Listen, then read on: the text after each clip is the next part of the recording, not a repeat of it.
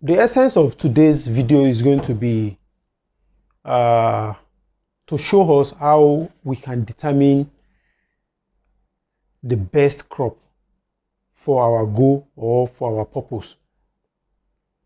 Okay, let me start with this. We want to establish farm for different purpose, for different goal.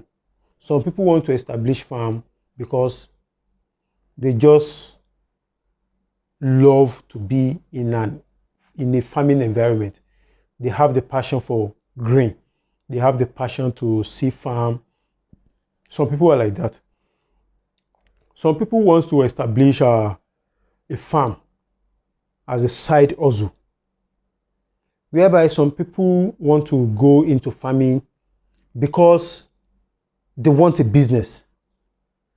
Some people want to go into farming because they want something that will cater for their need in a massive way and that will be able to provide them a constant cash flow for a long period of time, for generation.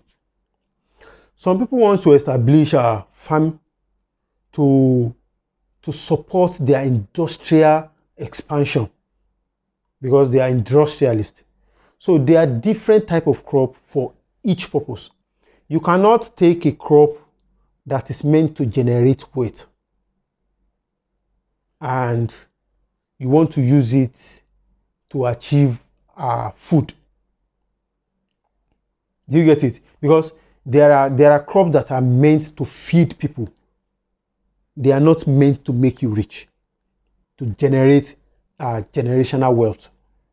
We have food crop, we have industrial crop, we have a cash crop. That is why it is being categorized like that. So to start with, food crop, for example, these are the crop we eat every day, virtually every day. Maize, you see them every day. Maize, yam, cassava, you just name it. Those are food crops. And this kind of crop, their purpose is to fight hunger. Basically, their purpose and their uses is to fight hunger, to feed people. Whereas we have industrial crop. Industrial crop are money makers. They are money spinners. Because unlike the food crop, they cannot be found anywhere. Not everybody can go into them because it's somehow capital intensive. It requires a large expanse of land before you can go into it. And they are of higher demand. They have higher price premium. Crops like oil palm, these are industrial crops. Industrial crop basically means that crops that provide raw material for a variety of industries.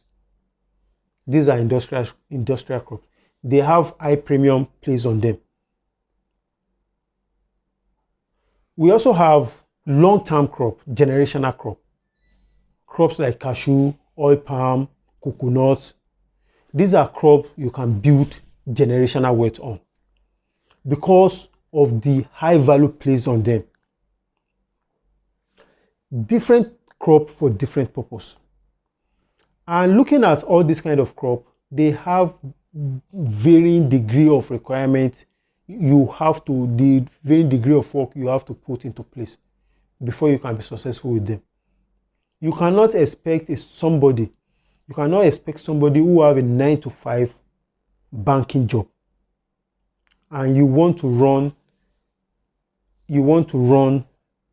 a food crop farm successfully, except you hire people that will manage the entire process for you. So for example, if you have a 9-to-5 job or you are in diaspora and you want to go into farming, you cannot go into food crop farming because those kind of crop require you to be on the farm at least every week.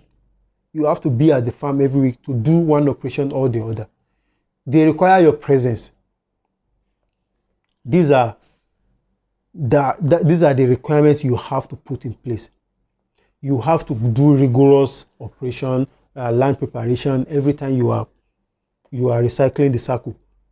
Land preparation, seed sourcing, planting, pesticide application, pre-emergence, herbicide application, all this kind of thing, fertilizer application every now and then. It's time consuming. So those kind of crop is not something you in diaspora or you that have a 9-to-5 job, you will pick as a business. It's better you go into a crop that will demand lesser time from you.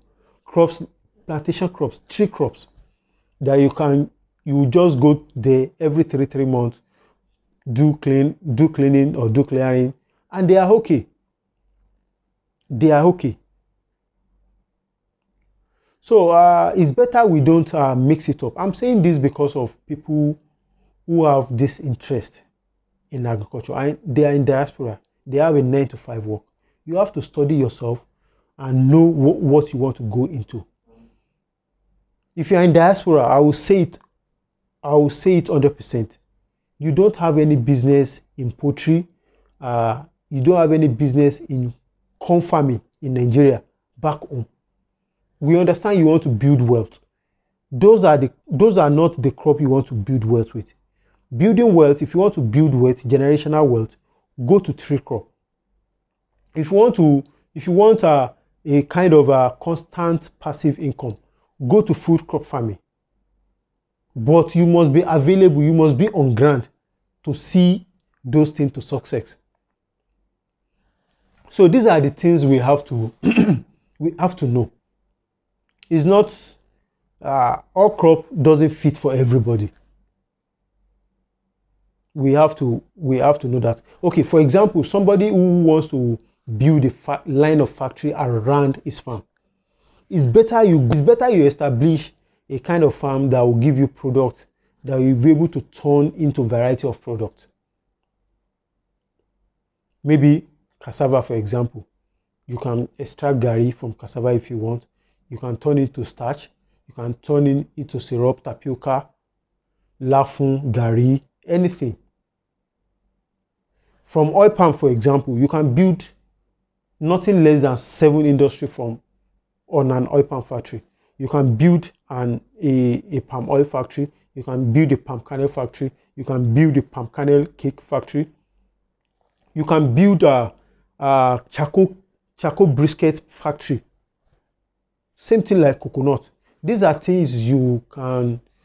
crops you can build industries around. So if your goal is to build a wide range of industries, many industries, these are the crops you have business with. So I think I've been able to make some sense and to convince you and not to confuse you further.